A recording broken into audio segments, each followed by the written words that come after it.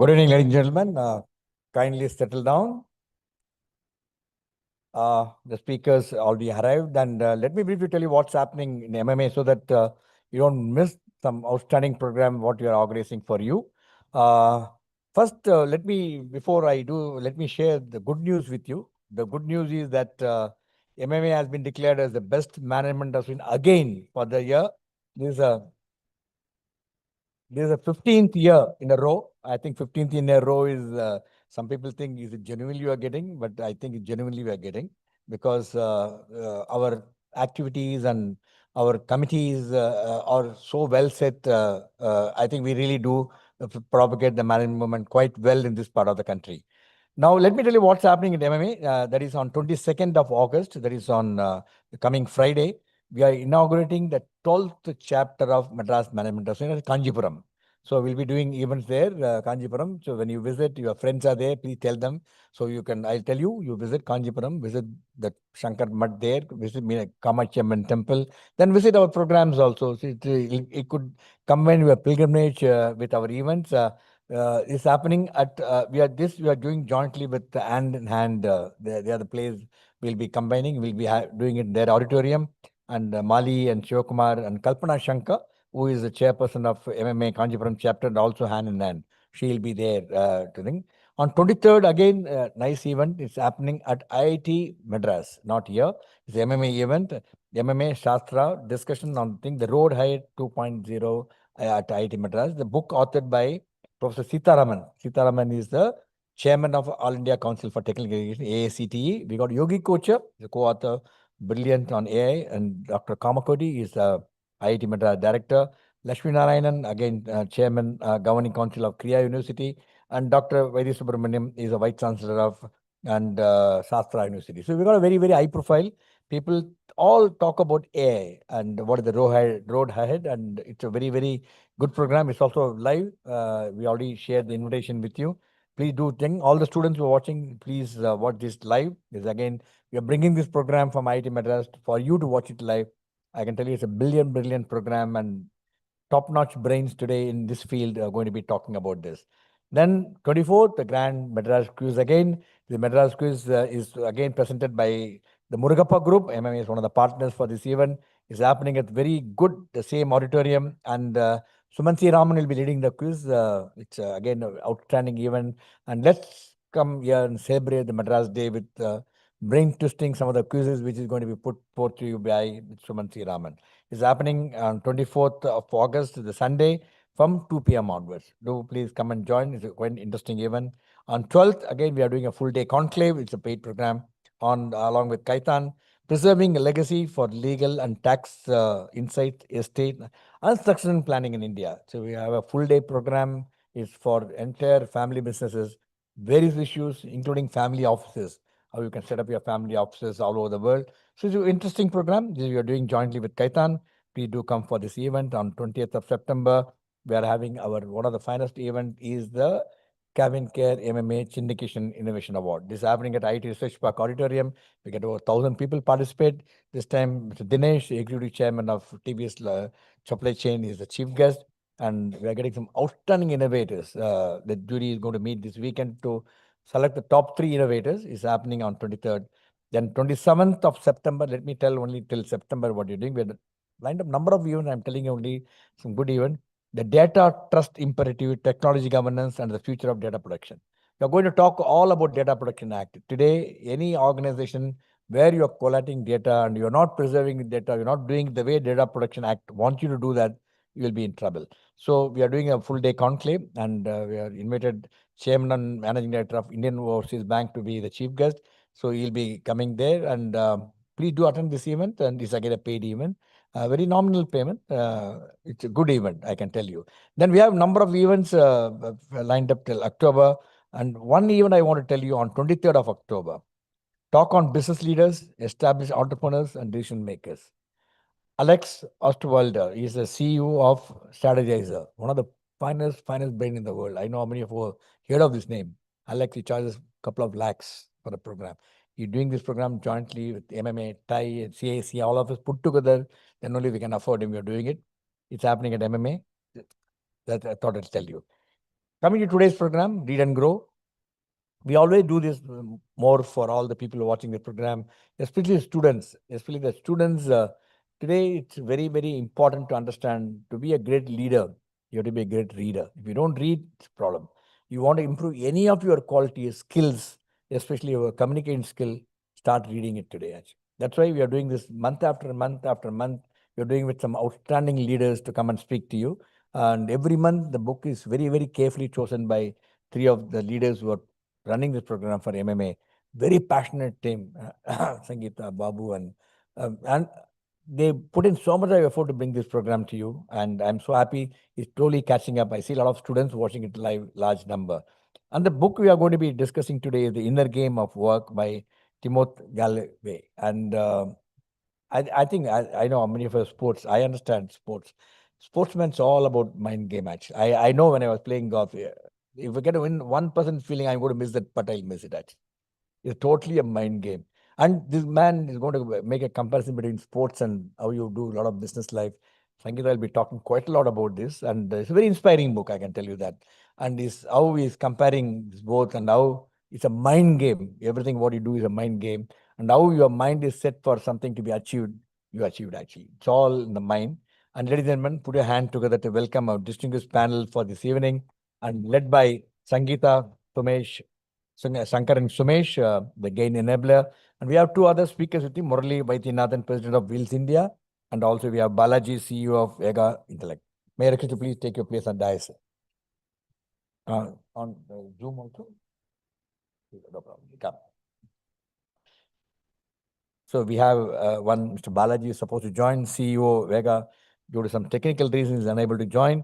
But notwithstanding, we have two outstanding speakers this evening with us. Let's have a video. Yeah. Yes, Balaji joined us on online. So can I have the AV of all the three, please, then? You join on.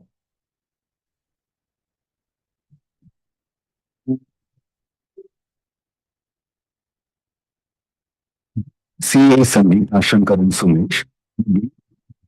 The former CFO brand business and leadership coach,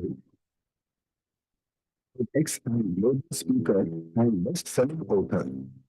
Years of corporate experience, Dr. Sangeeta empowers leaders and leaders to excel in purpose, performance, and profits. Traveled executive education from Harvard, a degree from the Swiss School of Business and Management, and BCC credential from ICF. Dr. Sangeeta is a multi-award recipient of helping organizations shine and succeed.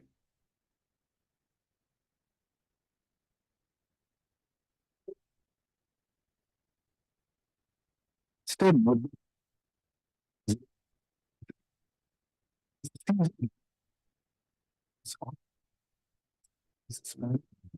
operations, supply chain, quality, program management. Step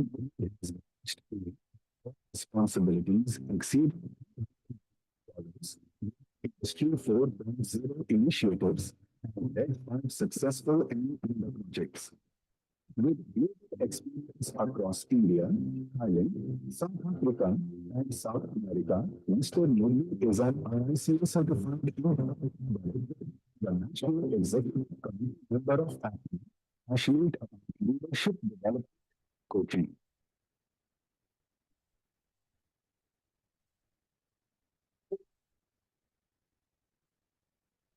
Mr. Balaji is a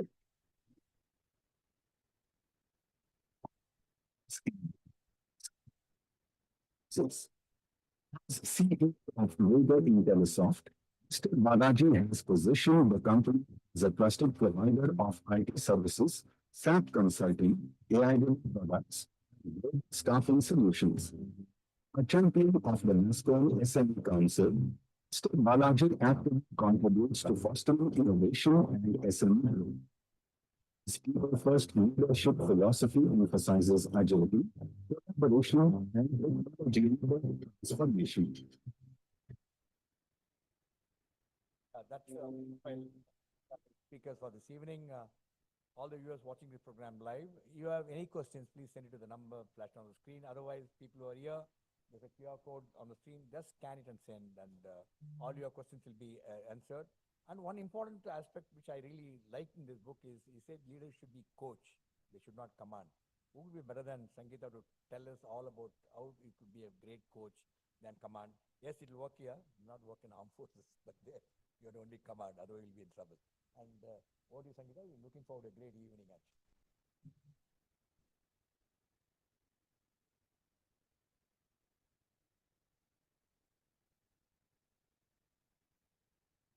Very good evening, everybody.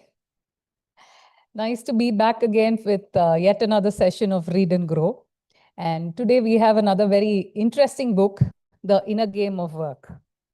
So let me start off by talking about the author first, Timothy Gallwey. Timothy Gallwey has written a series of books, and he has set forth the methodology for coaching as well as for development, both in the personal and professional excellence in a variety of fields. And that he calls it as the inner game. Now, he has been writing from the 1970s, and he has a series of books.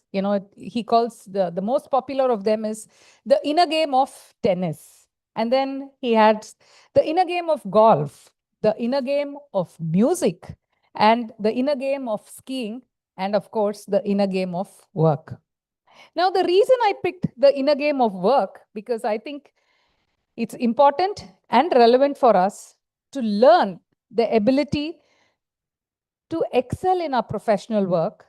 And the concepts that the author has shared is something very simple and excellent. And the book focuses on learning, having the pleasure to work, and the mobility in the workplace by overcoming psychological barriers that most people face in order to reach the full potential of each person. So if you're a leader or an aspiring leader, or maybe even a coach or an aspiring coach, I would say that this book is a must read, simply because it imparts many interesting aspects, which I'm going to be sharing with you. But before that, let me share something else. Now, I'm here summarizing this book to you. But imagine, instead of focusing on what the book brings to you as a reader, in the back of my mind, supposing I were to have this inner chatter, and then, in my mind, as I'm speaking, imagine I'm having these thoughts that say, am I actually capable of summarizing this book correctly? There are so many industry experts here. What will they think about me? Am I saying it correctly? What if somebody spots a mistake? Those people there, they're probably not listening to me. They're having a conversation between themselves. Is it because they think something is not right in what I said? Imagine me having all this inner dialogue and chatter whilst I'm actually presenting to you. Now, do you think the best in me will come out by doing that? No. And the fact is, all humans, we go through this inner chatter, the inner voice, the inner dialogue we have with ourselves whenever we are performing something. So have you experienced this? Yes? Yeah, I see many heads nodding. Absolutely. So in fact, I recall vividly an experience where I had this inner chatter, and it was at the launch of my first book, a spiritual thriller. It's called A Glance at the Unknown. So it was my first time I was writing, a book, and I was a first-time author. I didn't have any intentions of writing, and it just so happened that I became an author. Just before the launch of my book, I had to go on stage and present the book and talk about it. And I had all these doubts, fears, questions. And my inner voice was telling me, what will people say? Will they think the book is a trash? What will they say about the story? My language, the way I have presented. So I had all these doubts, fears, phobias. But luckily, just before I went on stage, I just shifted my focus subconsciously, and I just spoke about the book. And of course, it was well presented and very well received. At that time, I hadn't read this book.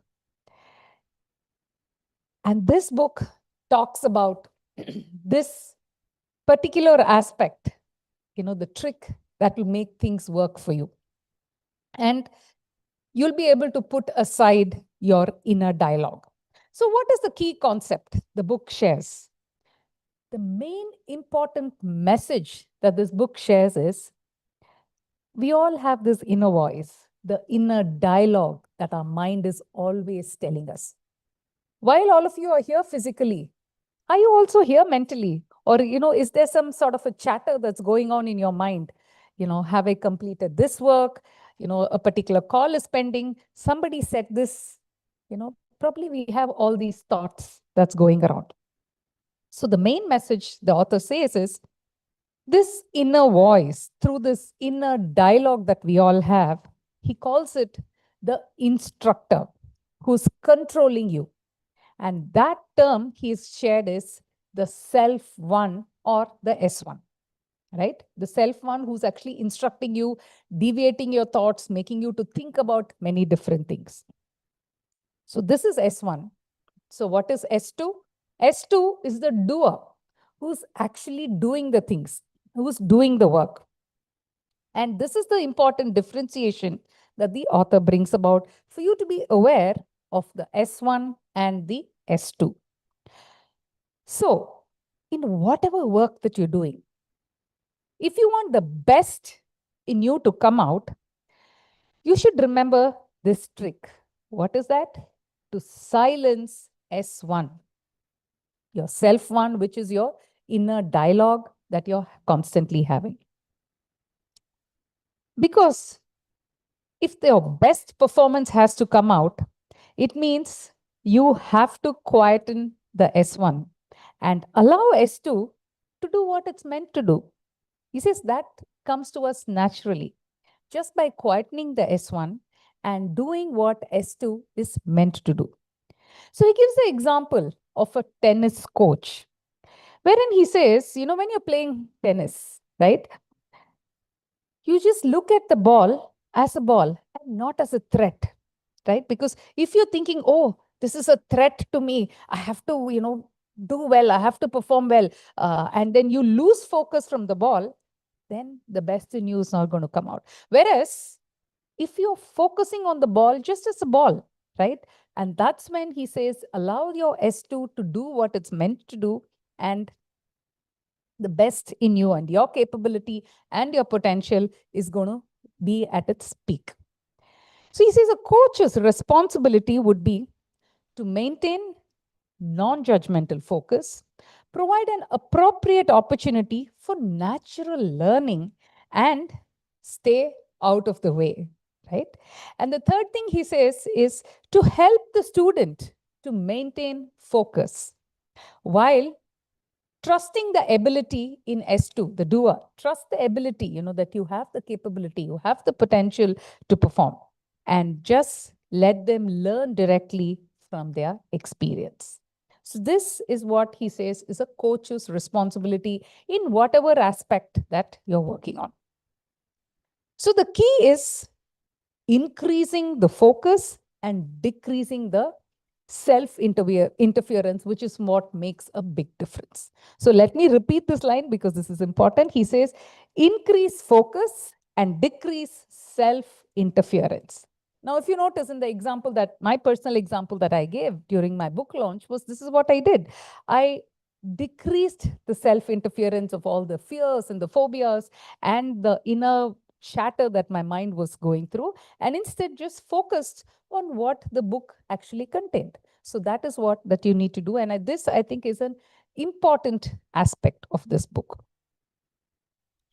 So based on this particular analogy, the author also says he shifts the focus on how these principles can be applied by a leadership coach as well and use it for their clients. Similar way, wherein you help them to remove the self-interference and enable them to focus on what they're supposed to do. So he gives a formula. What is the formula? He says performance is the difference between potential and interference. So whatever is your potential, whatever are your capabilities, the best in you can come out by just removing any sort of interference that could come along your way. And this is a very interesting concept that the author has shared. And I'll tell you a real life example on how I used this with a client of mine. He was a group CFO. And you know what his biggest challenge was? Guess what? Communication. Communicating with his team members. He did not have a problem communicating one-on-one with each of the team members. But then he was leading a team of, I think, some 60 plus people.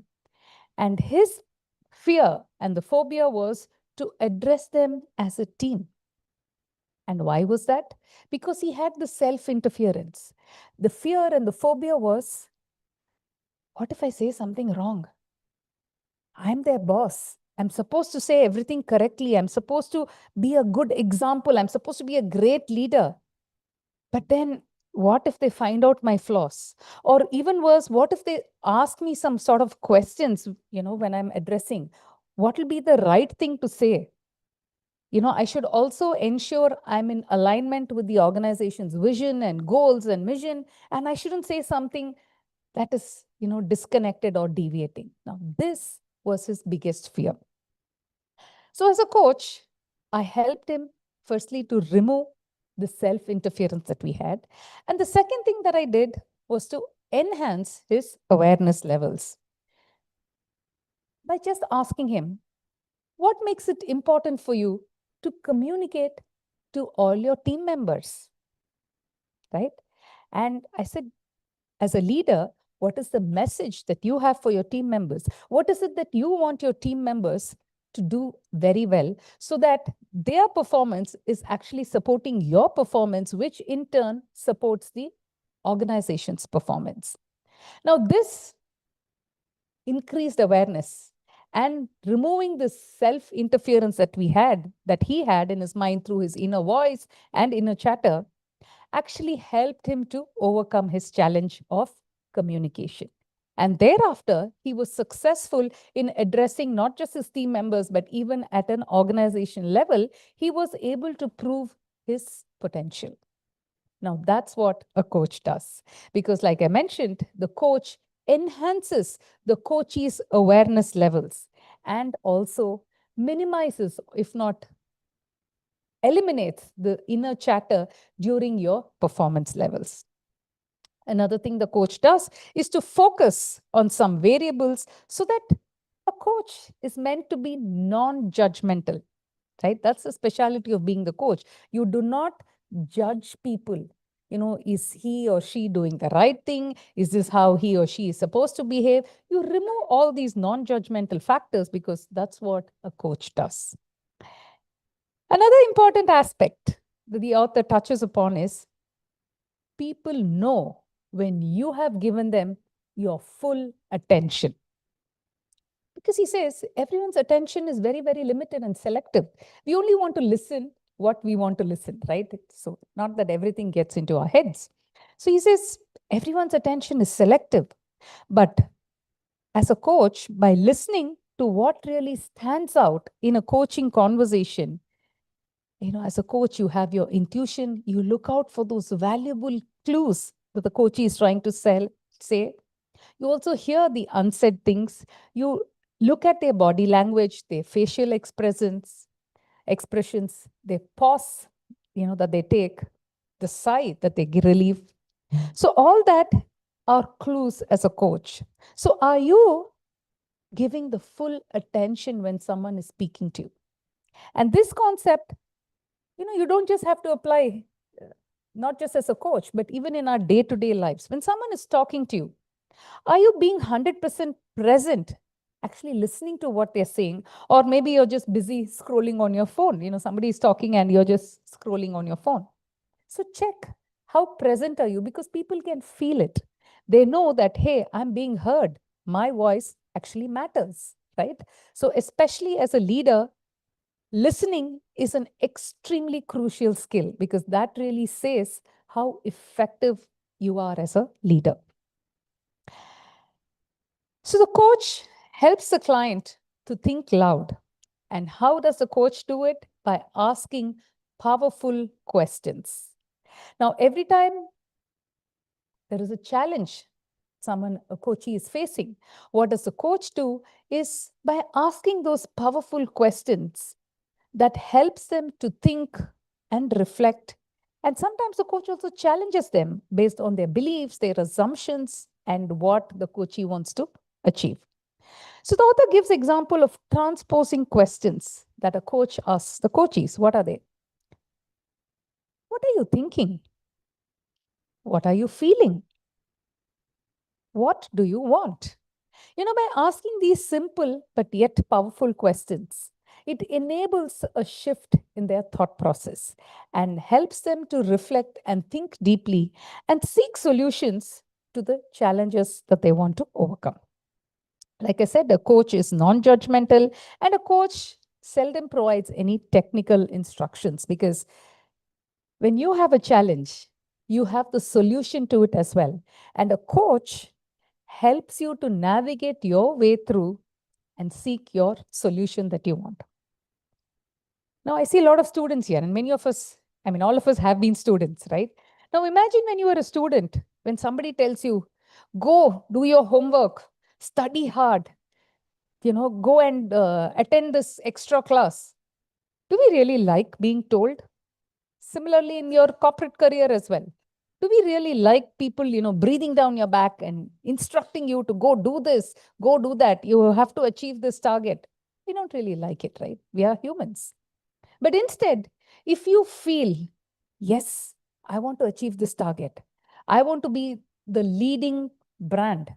I want to, explore newer markets. Now, if these sort of thoughts and wishes come to you from within yourself, you're a lot more driven and you want to really work towards it and make it happen, rather than being told and say, go do this, right? That's how we are wired. So that is the specialty of coaching, where the coach increases your awareness and makes you to think and feel that, yes, I want to achieve this. That is what makes the difference. So coach creates the mobility for the coachee. How? By increasing awareness, increasing the choice, and increasing the trust quotient. So there are 3 types of coaching conversations that are there. The first coaching conversation is for awareness. So what are the kind of powerful questions that will enable increased awareness?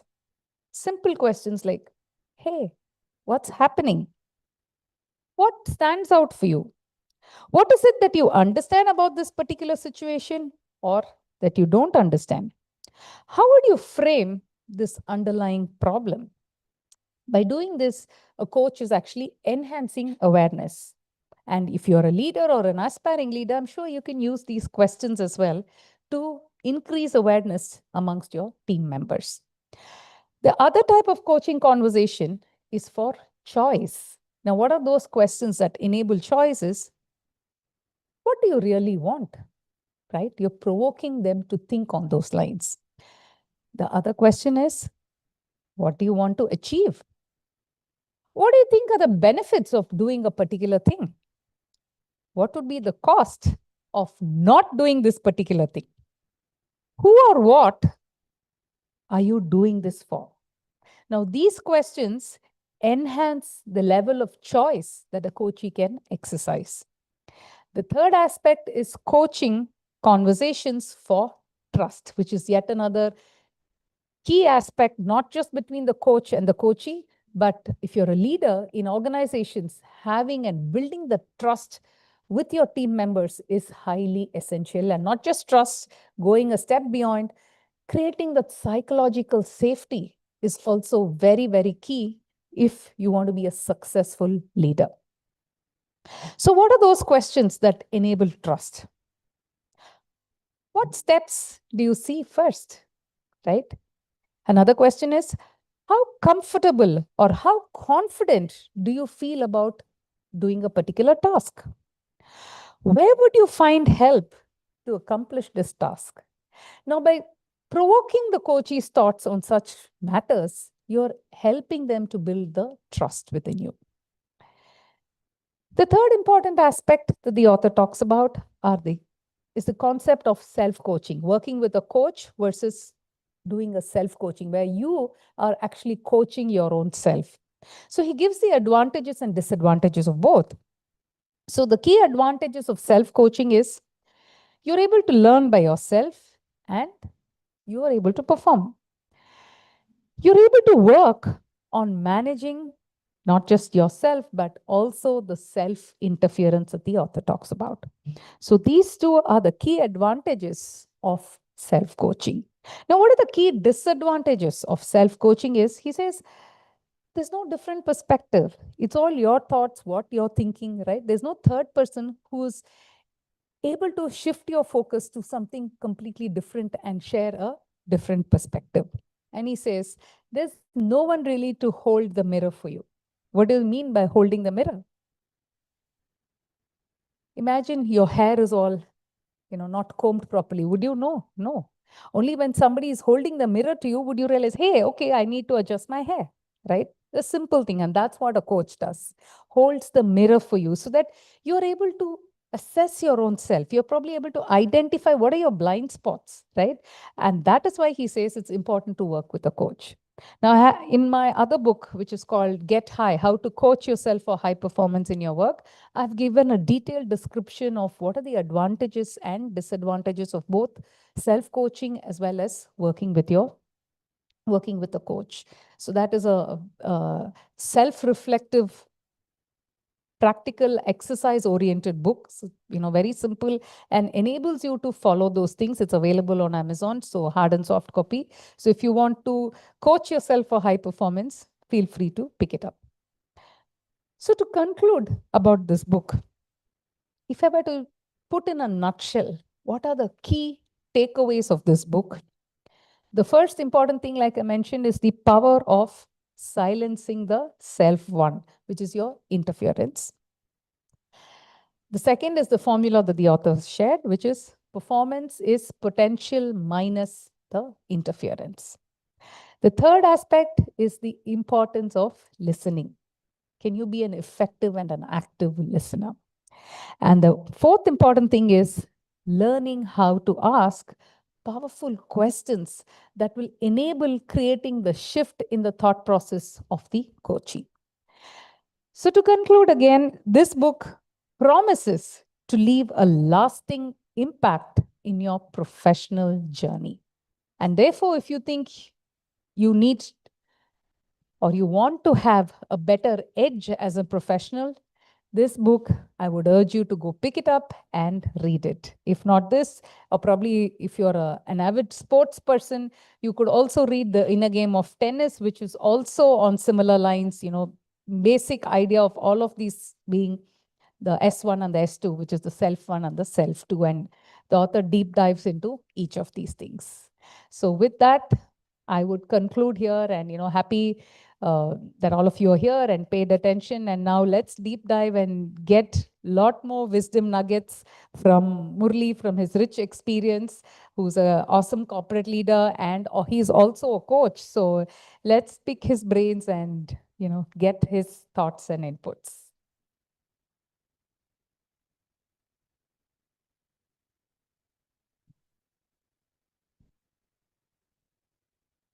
So Murali, to start off, what are your thoughts on this book?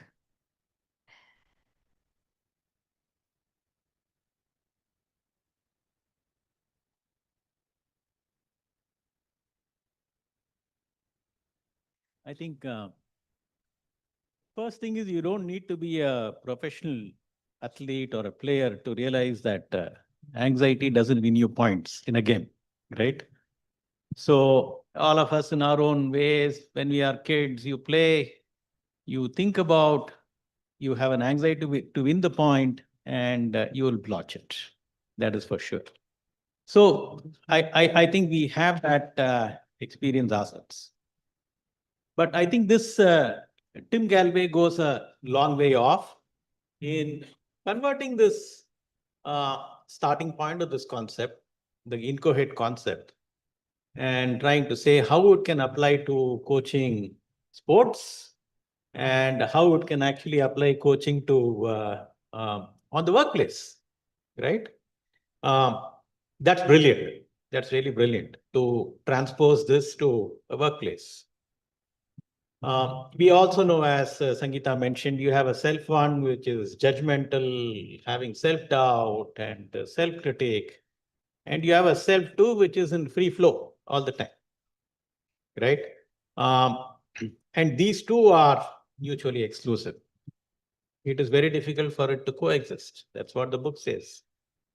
So you have an old adage in Tamil, many of you would have heard, right? So imagine you are going into a bungalow and suddenly you see a ferocious dog. So the first instinct for us is to scoot, right? We just run. But as we run and we don't see the dog following us, we look back and we see the dog is stationary. And slowly you realize it's not a dog, it's a stone statue. Okay. And it goes on to say that, either you perceive the dog or you perceive the stone statue. You can't perceive both at the same time. All of you would have heard this. In a very similar way, if you are in the self-one zone, right? If you are in the self-one zone, you will never realize your potential. I think it's a big. Yeah, I think someone is playing it on YouTube, so that's becoming an echo. Yeah, if you can please mute it. Thank you. And if you are in a self-one zone, you will not be in a position to realize your potential. On the other hand, if you are in your self-two zone, you don't care about the self-one, right? It is as simple as that.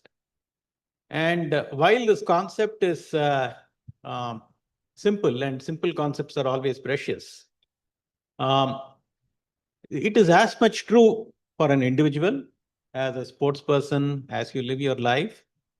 And it goes on to say why this is relevant in work. It is true for working in companies, in corporations, in companies. It's as much true. Many of you would have seen that in some companies, they are extremely responsive, aggressive, they are risk-taking, they are innovative. And probably two companies with exactly the same kind of hardware, the same kind of capability of people. And another company is full of doubts. They really don't know what they'll be able to achieve. So the self-one and self-two, I think as the author says, it is as much true in companies, it's as much true in cultures. And it is important for leaders to break not only an individual's boundaries, it is also important for us to actually set a culture where your self-one is slowly dissolved. And it's very important. And the relevance of this book, as we speak, of course, it's you can call it a timeless wisdom. But beyond this, I think in today's age, what do we see? We see a barrage of social media overdose. We see a need for immediate gratification. And that makes this more relevant in terms of harnessing our own power of mind. And we also see a world which is more uncertain. And we also see a world where obviously there's a lot of discussion about what will AI do to us? What is Industry 4.0 do to us? What will automation do to us? I think the answer, if you see many of some of the experts or philosophers who speak, the only thing you can do is, I think all your simple tasks will get automated, but what will not get automated is you being human. So the best response for this is going back to being more human. And to be a more human and a better human, you have to harness yourself, the power of your mind. I think that is what this actually says. And the last thing that it strikes me, Sangeeta, is how closely this reflects the Indian thought, the Indian philosophy, the Indian spirituality, as we all know. And that is one of the things that struck me when I actually went through the first 30, 40 pages. And I went up to search to see what is the background of Tim. And I actually realized in the early 70s, he's actually come to India and under a guru, he learned. And he went back and actually wrote this book. Wow. So it's not surprising. That's really interesting. So since you touched upon spirituality, and I know you're a spiritual person, you're into art of living, you're the part of the Tamil Nadu leadership team. So how would you correlate this book with Indian philosophy? Maybe if you can throw some more light on it, I think that would be an interesting aspect.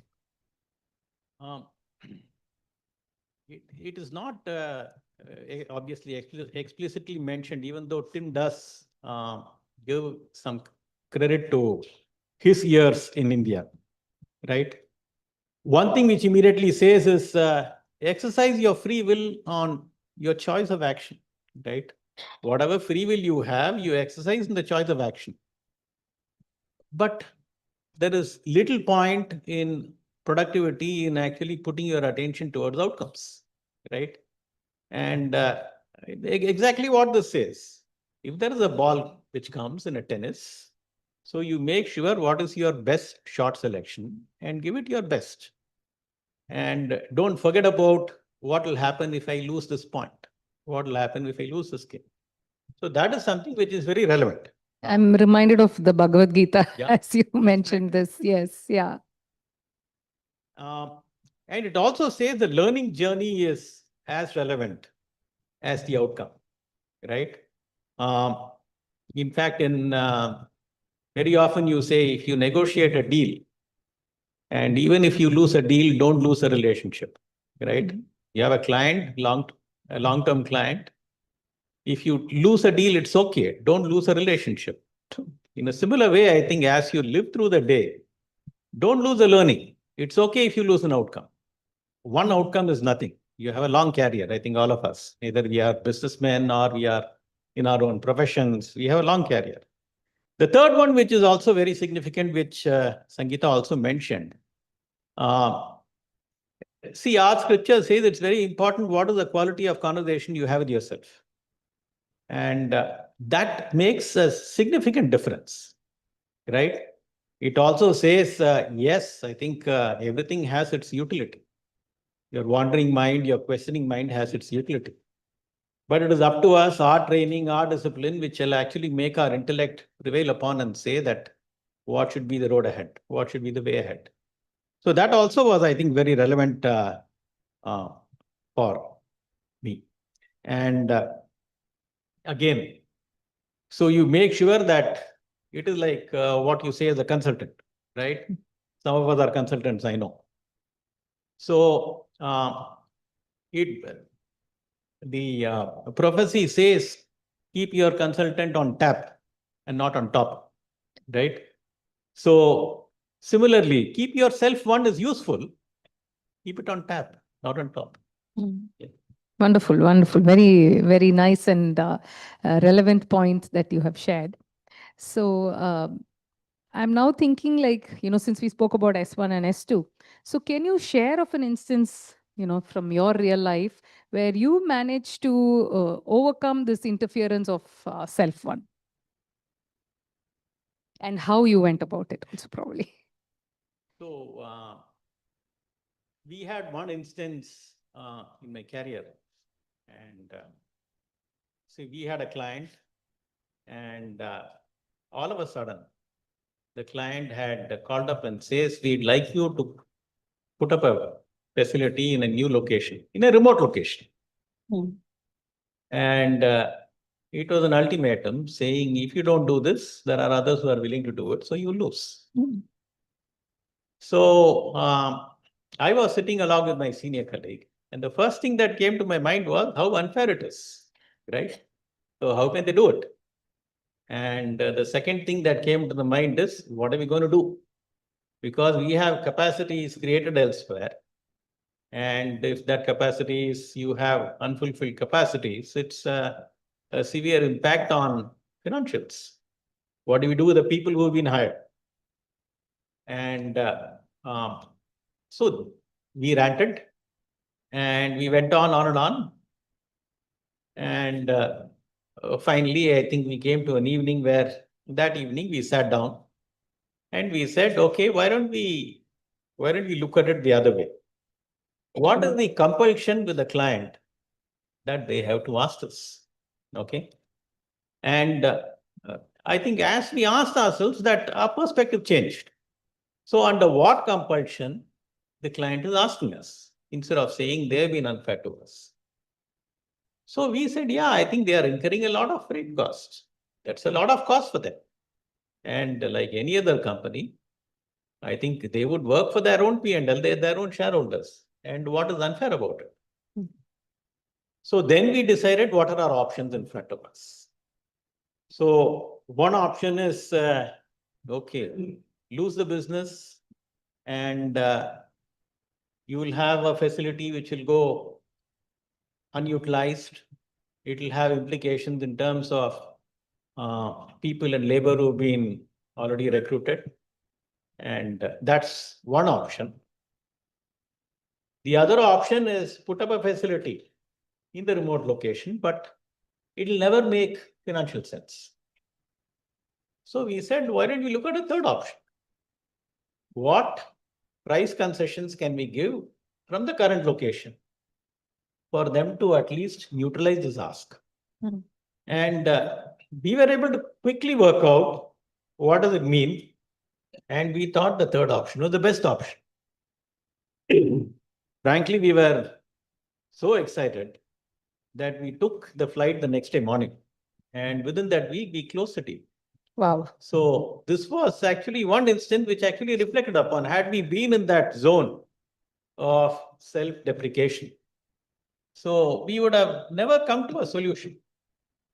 So probably one thing which learned is, if there is a problem, first acknowledge and see the problem as a problem, not as who created it, how it got created, what will I do? I think all of this is, mentioned in this book Yes, very nicely. Yes, yes. So in fact, a wonderful example that you shared, and like two things that really stood out is, shifting your perspective. I think that helps especially when you have this inner chatter and the inner dialogue that is going on in your mind.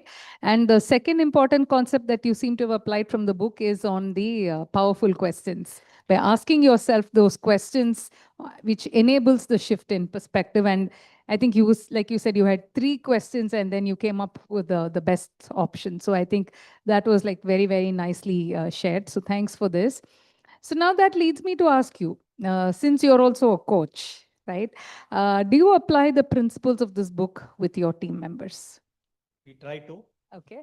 As much as possible, because I think one thing we do as you lead the daily life, one thing is we all prescribe things on what to do, tell people what to do, how to do. And there is a lot of restraint which is required.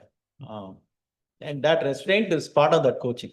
That restraint, that patience is part of that coaching. So one instance is, I think, generally it is very important for us. It is sometimes easier for us to do things ourselves. And there is no learning there because you've already learned. But if you make people have a learning journey and allow them to do it themselves, so that will be enriching. One instance I can tell you, we had a negotiation with a client, and this person was experienced person, but new to negotiation. So this person was, so we had a discussion with a client. And he came to me and said, yeah, on this particular day we will go. I said, I'm not coming.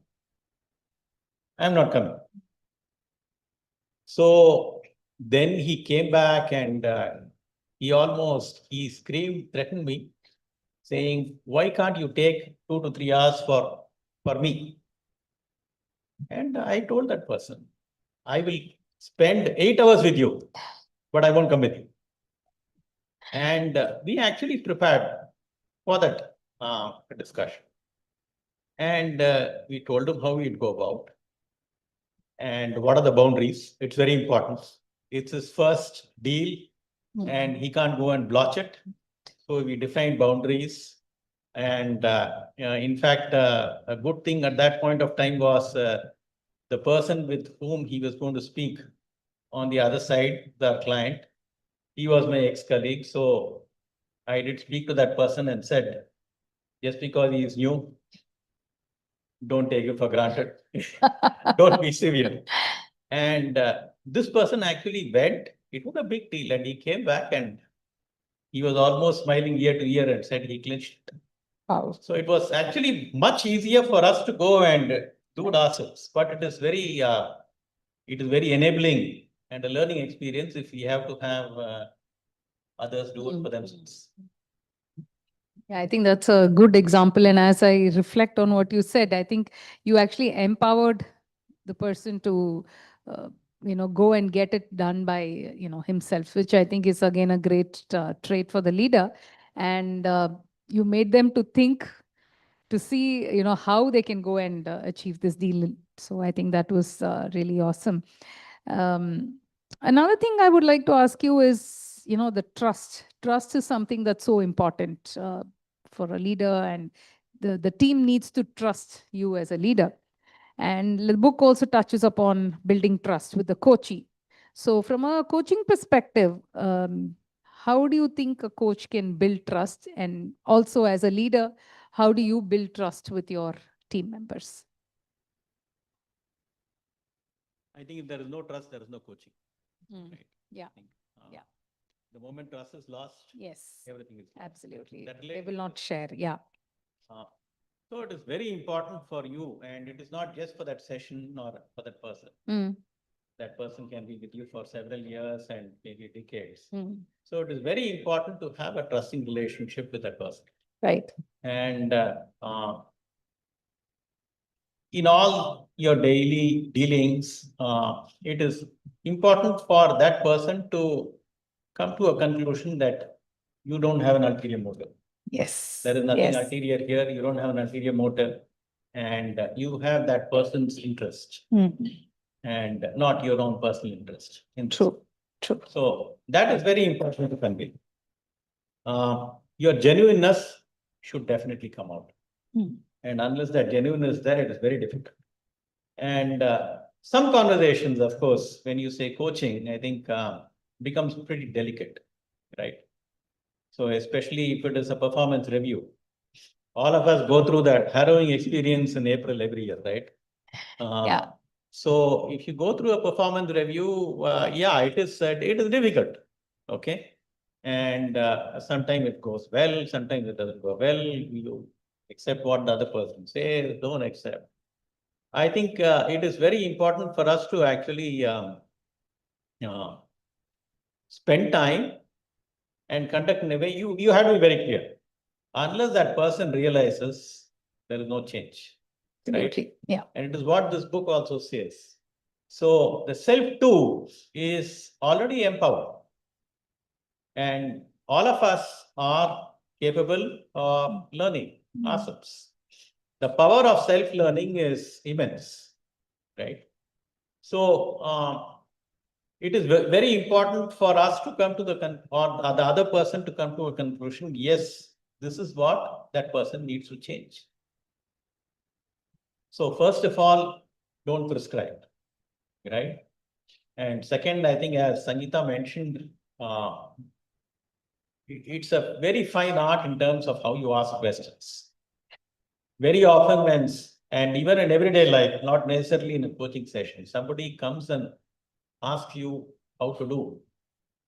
And probably one of the best answers is a question back, right? It's easy to prescribe, but a question back would make that person grow. Yeah. If you prescribe, it will make the person do the task. Yeah. Okay, a question back will make that person grow. Yeah. So I think it even in a sensitive exercise like performance review. So you have to spend time, ask questions to realize, and in most of the cases it works. In some cases it doesn't. Most of the cases it works. You keep asking questions, bouncing questions. And at least I've seen in 70% of the cases, right? At least 70% of the cases. If you have a list of 4 or 5 observations we want to share. And you ask the person, because all of us we are able to reflect on ourselves. That person, at least in 70% cases, that list is there in full, right? So they are able to realize. So it's like, and in a game, it is very obvious. You are supposed to change, you don't change, your scores show. But when you sit and reflect, and on a day-to-day basis, it's very difficult to realize. That's what the book also says. But if you sit with that person and realize, that person will actually come out and say that, yes, these are the things which went well, these are the things which did go well. There will always be some blind spots in a person that he may not realize, he or she may not realize. But it is rarer than we think, right? It is typically rarer than what we think. That's right. And ultimately, I think if you go to, if you're a coach or if you're giving a feedback, there is a litmus test, right?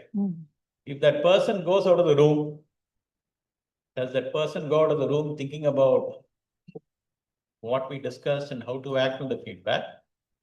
Or does that person go about thinking the way you gave the feedback?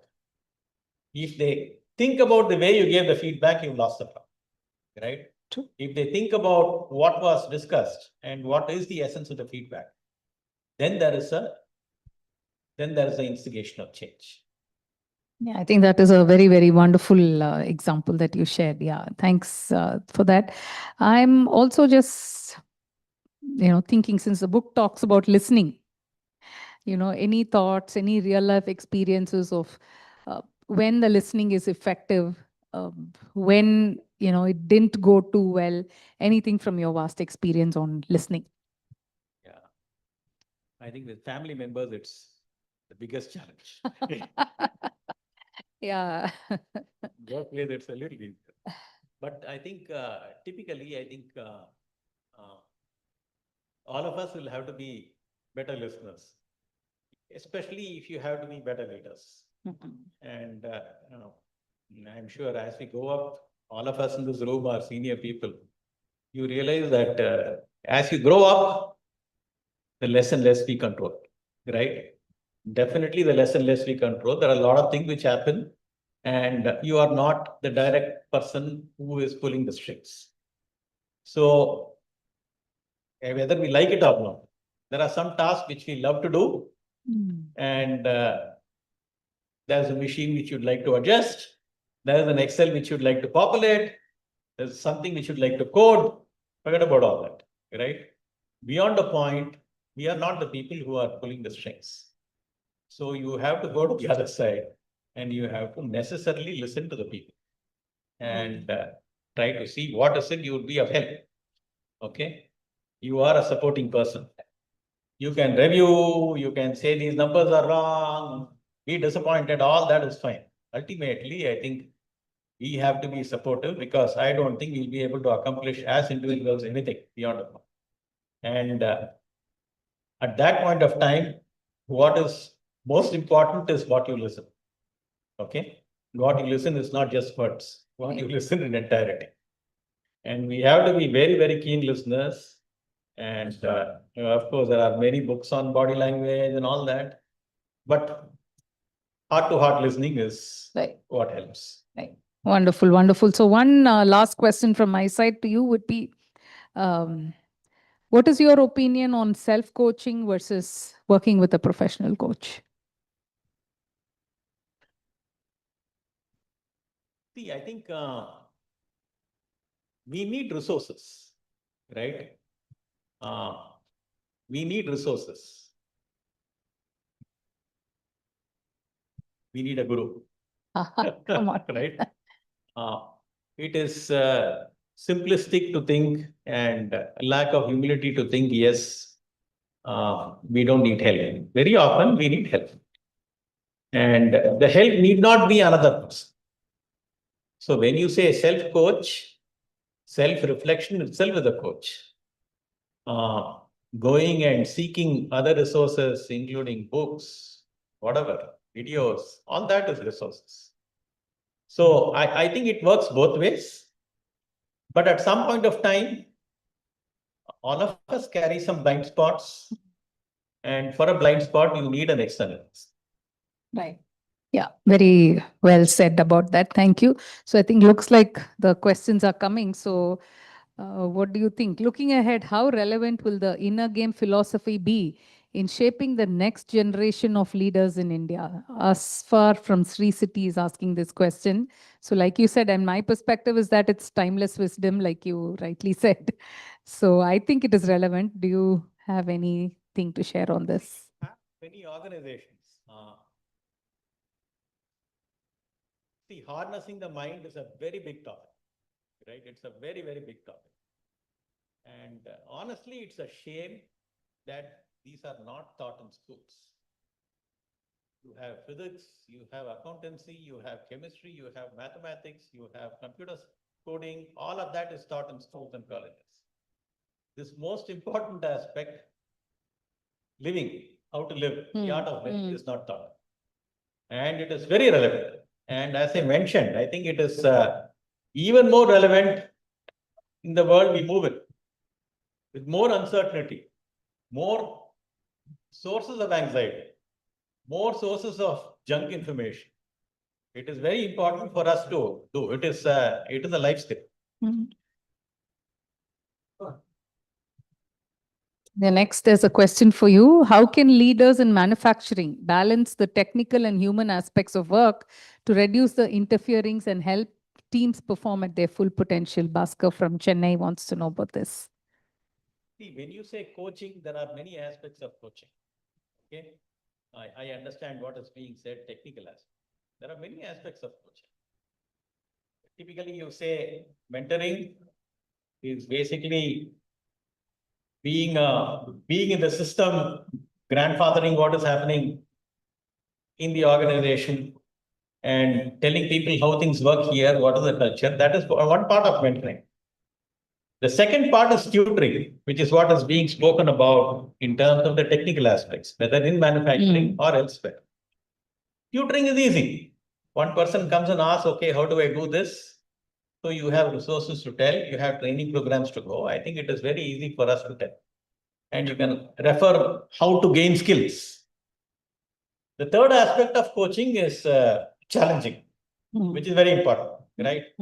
So obviously an organization has ambitions and aspirations, and how do you fulfill in part or in full any of those if there is no challenging?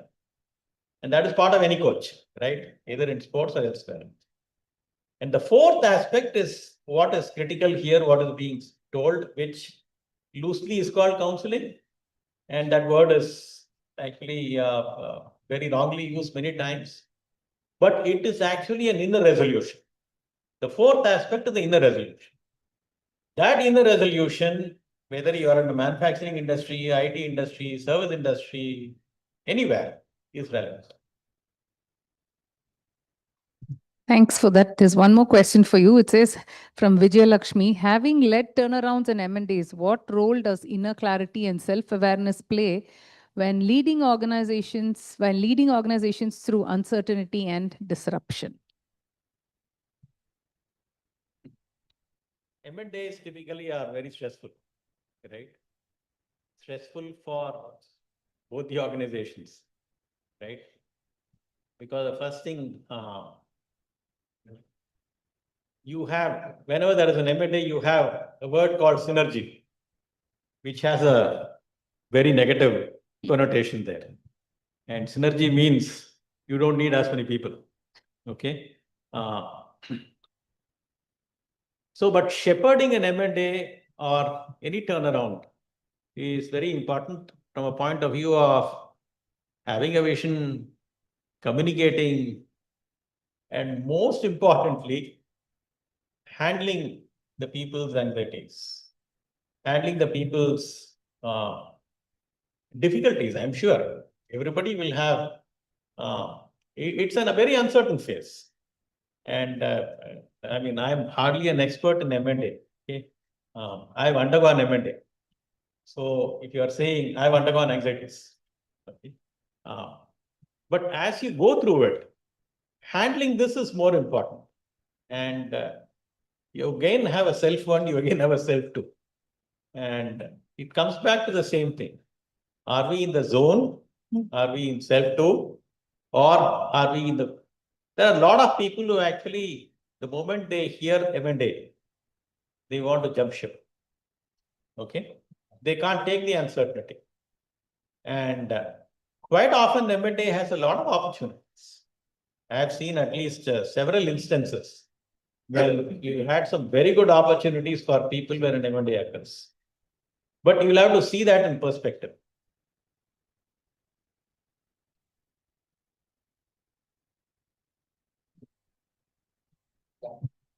Yeah, Pavitra is asking, today's volatile business world, how can leaders sustain focus and resilience in themselves and their teams? So on resilience, any particular thoughts that you want to share? You have. So yeah, I mean, what comes to my mind is, I think for leaders, the focus, not just leaders, I mean, anybody, whatever work that you're doing, the focus is something very, very crucial, because once you move your focus, your outcome is going to change. You get easily distracted. And I think that's where the self-interference part as well comes in. So if you're able to put aside the self-interference and, focus on what you want to do, like what is said in the book, your performance is at the peak, your best comes out. So focus is important, and resilience in themselves. So as a leader, you need to lead by example.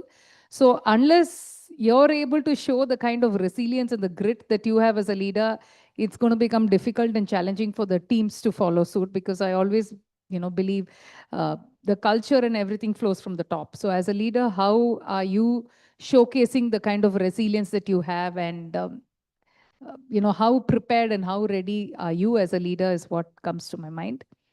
So I think the other question is, the importance of silencing inner voice of fear is understood, but does author explain how to do it practically? Jawahar Michael says, yeah.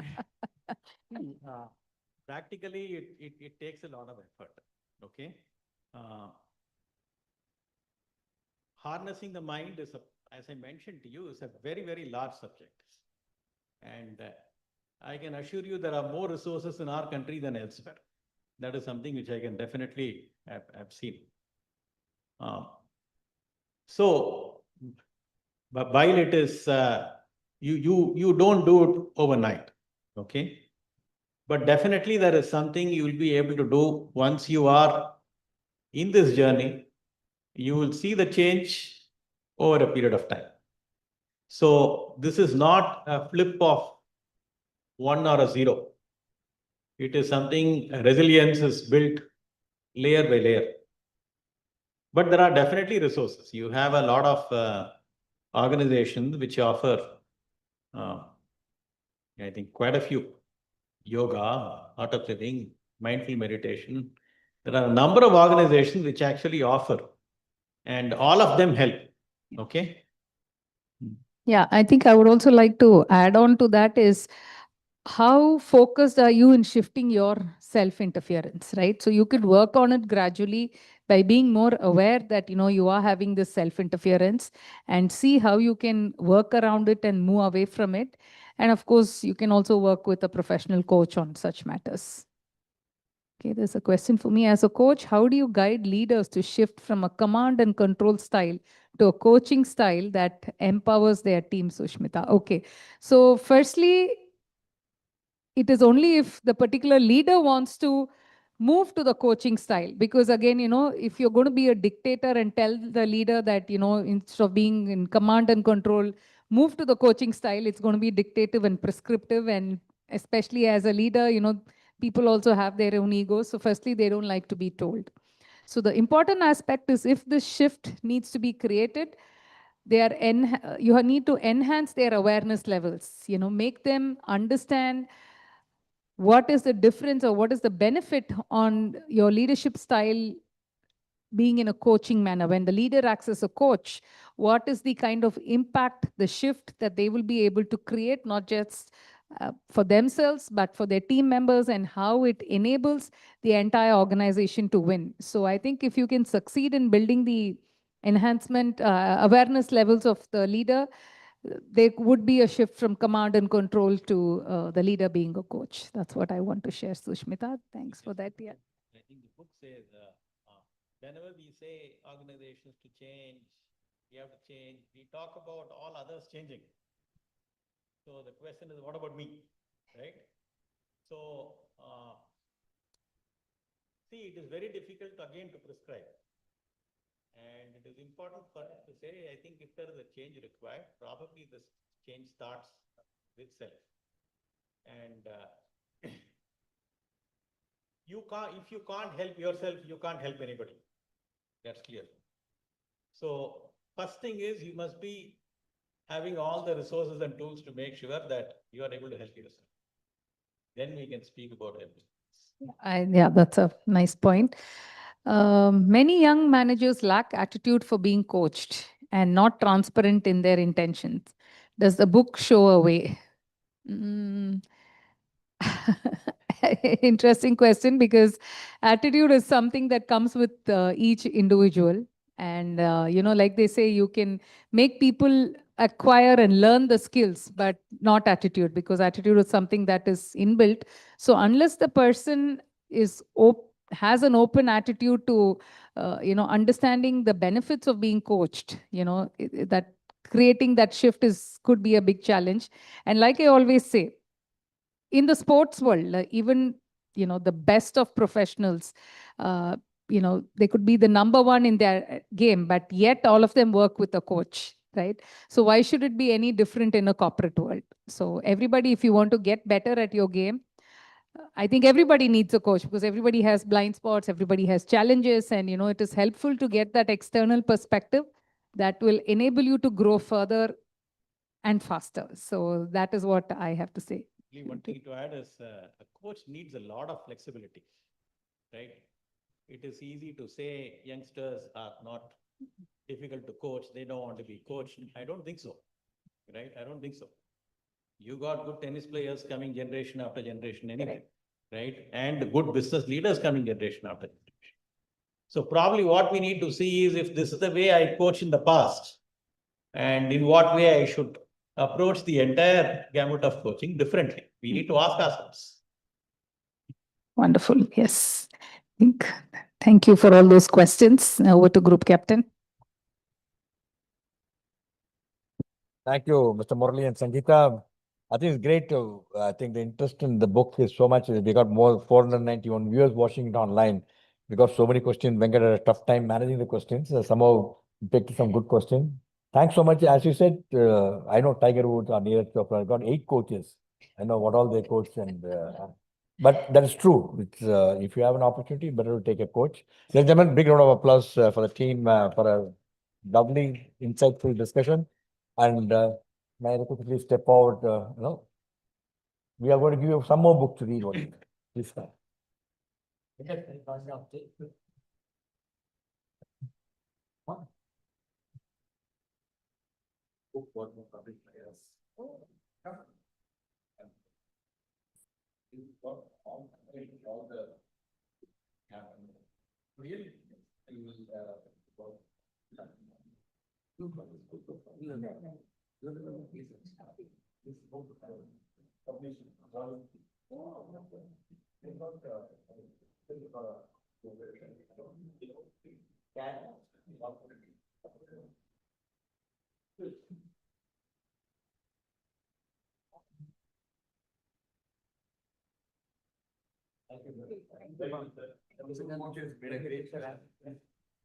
combination.